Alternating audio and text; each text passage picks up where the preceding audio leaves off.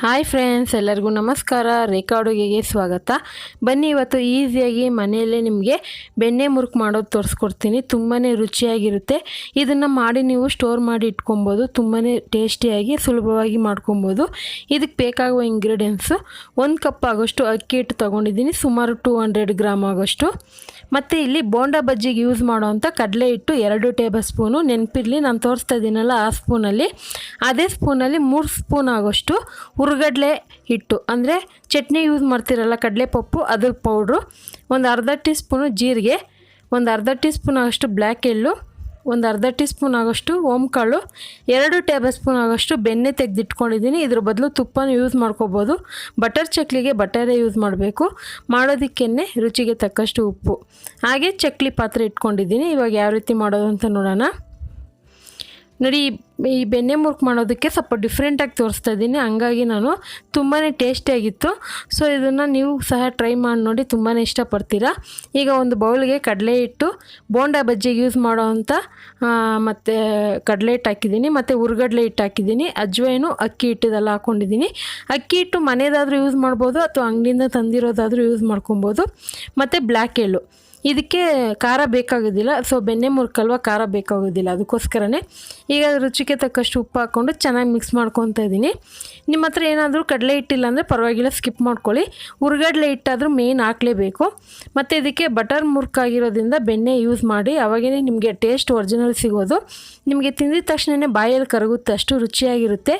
ಈ ಹಿಟ್ಟಿಗೆ ಕರೆಕ್ಟಾಗಿ 2 ಟೇಬಲ್ ಸ್ಪೂನ್ ಬೆಣ್ಣೆ ಹಾಕ್ಕೊಂಡು ಚೆನ್ನಾಗಿ ಮಿಕ್ಸ್ ಮಾಡಬೇಕು. ಮಿಕ್ಸ್ ಮಾಡಿ ಉಂಡೆ ಕಟ್ಟಿದ್ರೆ 2 ಭಾಗ ಆಗಬೇಕು, ನಾನು ತೋರಿಸಿದ್ನಲ್ಲ ಹಂಗೆ. ಸೊ ಇವಾಗ ಇದಕ್ಕೆ ಸ್ವಲ್ಪನೇ ನೀರು ಹಾಕ್ಕೊಂಡು, ಗಟ್ಟಿಯಾಗೂ ಅಲ್ಲ ತೆಳ್ಳಗೂ ಅಲ್ಲ, ಒಂದು ಮೀಡಿಯಮ್ ಸಾಫ್ಟಾಗಿ ಕಲಿಸ್ಕೊಬೇಕು. ತೀರ ತೆಳ್ಳಗಾಯ್ತಂದರೆ ಇದು ಮುರುಕು ಎಣ್ಣೆಲಿ ಸರಿಯಾಗಿ ಫ್ರೈ ಆಗೋದಿಲ್ಲ, ಎಣ್ಣೆ ಜಾಸ್ತಿ ಕುಡಿದ್ಬಿಡುತ್ತೆ. ಗಟ್ಟಿಯಾಗಿದ್ದರೆ ಅದು ಸರಿಯಾಗಿರೋದಿಲ್ಲ, ಅದಕ್ಕೋಸ್ಕರನೇ ನೋಡಿಕೊಂಡು ಮೀಡಿಯಮಾಗಿ ಸಾಫ್ಟಾಗಿ ಕಲಿಸ್ಕೊಬೇಕು. ಸ್ವಲ್ಪನೇ ನಾರ್ಮಲ್ ವಾಟ್ರೆ, ಬಿಸಿನೀರಲ್ಲ, ಕೋಲ್ಡ್ ವಾಟ್ರೆ. ಸೊ ಅದು ಹಾಕ್ಕೊಂಡು ಚೆನ್ನಾಗಿ ಇದನ್ನು ಸಾಫ್ಟಾಗಿ ಕಲಸಿಟ್ಕೊಂಡಿದ್ದೀನಿ.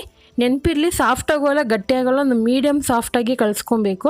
ಈಗ ಈ ಚಕ್ಲಿ ಪಾತ್ರೆಗೆ ಒಂದು ಸ್ವಲ್ಪ ಎಣ್ಣೆ ಹಾಕ್ಕೊತೀನಿ. ಆ ಥರ ಹಾಕಿದ್ರೆ ಅದು ಅಂಟೋದಿಲ್ಲ, ಸರಿಯಾಗಿ ಕ್ಲೀನಾಗಿ ಬರುತ್ತೆ, ಅದಕ್ಕೋಸ್ಕರನೇ. ಈಗ ಒಂದು ಸ್ವಲ್ಪ ಎಣ್ಣೆ ಹಾಕಿದ ಮೇಲೆ ಇದನ್ನು ಚಕ್ಲಿ ಪಾತ್ರೆಗೆ ಹಾಕೋವಾಗ ಒಂದು 2 ಸರಿ ಚೆನ್ನಾಗಿ ನಾದ್ಕೊಂಡು ಯೂಸ್ ಮಾಡಿ. ಇದನ್ನು ನೀವು ಮಾಡಿ ಒಂದು 5 ನಿಮಿಷ ಬಿಡಬೇಕಂತ ಏನಿಲ್ಲ, ತಕ್ಷಣ ಅವಾಗೆ ಮಾಡ್ಕೊಳ್ಳೋದು. 1 ಕಪ್ ಅಕ್ಕಿ ಇಟ್ಟಿದ್ರೆ ನಿಮಗೊಂದು ವಾರಕ್ಕಾಗೋಷ್ಟು ಮಕ್ಕಳಿಗೆ ಸ್ನ್ಯಾಕ್ಸು ನೀವು ಈಸಿಯಾಗಿ ಮನೇಲಿ ಮಾಡಿಕೊಡ್ಬೋದು. ಇದನ್ನು ಇದರೊಳಗೆ ಫಿಲ್ ಮಾಡಿ ಇದನ್ನು ಕವರ್ ಮಾಡ್ಕೊತೀನಿ. ಸೊ ನೋಡ್ತಾ ಇರ್ಬೋದು ಇವಾಗ ಯಾವ ಥರ ಬರ್ತಾಯಿದೆ ಅಂತ.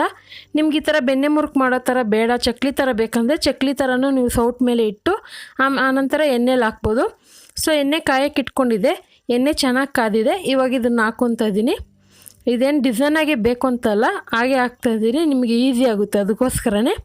ಸೊ ಇದೆಲ್ಲ ಹಾಕ್ಕೊಂಡು ಎಣ್ಣೆಯಲ್ಲಿ ಪೂರ್ತಿ ನೊರೆ ಅಂಶ ಕಡಿಮೆ ಆಗಬೇಕು. ನಿಮಗೆ ಬೆಂದಿದೆ ಅಂತ ಗೊತ್ತಾಗಬೇಕು ಅಂದರೆ, ಹಂಗೆ ಗೊತ್ತಾಗಬೇಕಂದ್ರೆ ಗರಿಗರಿಯಾಗಿ ಶಬ್ದ ಬರುತ್ತೆ. ಈ ಬೆಣ್ಣೆ ಮುರುಕು ಜಾಸ್ತಿ ಕಲರ್ ಬರೋದಿಲ್ಲ, ಮೀಡಿಯಮ್ ಆಗಿ ಸ್ವಲ್ಪ ಬೆಳ್ಳಗೆ ಇರುತ್ತೆ. ಏನಾದರೂ ನೀವು ಹುರ್ಗಡ್ಲೆ ಅಥವಾ ಕಡಲೆ ಹಿಟ್ಟು ಜಾಸ್ತಿ ಹಾಕಿದ್ರೆ ತುಂಬ ಕಲರ್ ಬಂದ್ಬಿಡುತ್ತೆ, ಟೇಸ್ಟ್ ಚೆನ್ನಾಗಿರೋದಿಲ್ಲ. ಸೊ ಅದಕ್ಕೆ ನಿಮಗೆ ಸ್ಪೂನ್ ಅಳತೆ ತೋರಿಸಿರೋದು. ಇವಾಗ ಕರೆಕ್ಟಾಗಿ ಬಂದಿದೆ. ಸೊ ಇದನ್ನು ಒಂದು ಟಿಶ್ಯೂ ಪೇಪರ್ ಮೇಲೆ ಹಾಕ್ಕೊತೀನಿ, ಎಣ್ಣೆ ಎಲ್ಲ ಅಬ್ಸರ್ವ್ ಮಾಡ್ಕೊಳುತ್ತೆ. ಸೊ ಉಳಿದಿರೋದು ಇದೇ ರೀತಿ ಮಾಡ್ಕೊತೀನಿ. ನೀವು ಸಹ ಈ ಟ್ರೈ ಮಾಡಿ, ತುಂಬಾ ಚೆನ್ನಾಗಿರುತ್ತೆ. ಕಮೆಂಟ್ ಮಾಡಿ. ಹಾಗೆ ಈ ರೆಸಿಪಿ ಇಷ್ಟ ಆದರೆ ಈಗಲೇ ಒಂದು ಲೈಕ್ ಬಟನ್ ಕ್ಲಿಕ್ ಮಾಡಿ, ನಿಮ್ಮ ಫ್ಯಾಮಿಲಿ ಫ್ರೆಂಡ್ಸ್ಗೂ ಶೇರ್ ಮಾಡಿ. ರೇಖಾ ಅಡುಗೆ ಚಾನಲ್ನ ಸಬ್ಸ್ಕ್ರೈಬ್ ಮಾಡ್ಕೊಳ್ಳಿ. ಈ ವಿಡಿಯೋ ನೋಡಿದ್ದಕ್ಕಾಗಿ ಎಲ್ಲರಿಗೂ ಧನ್ಯವಾದಗಳು. ಟೇಕ್ ಕೇರ್, ಬಾಯ್.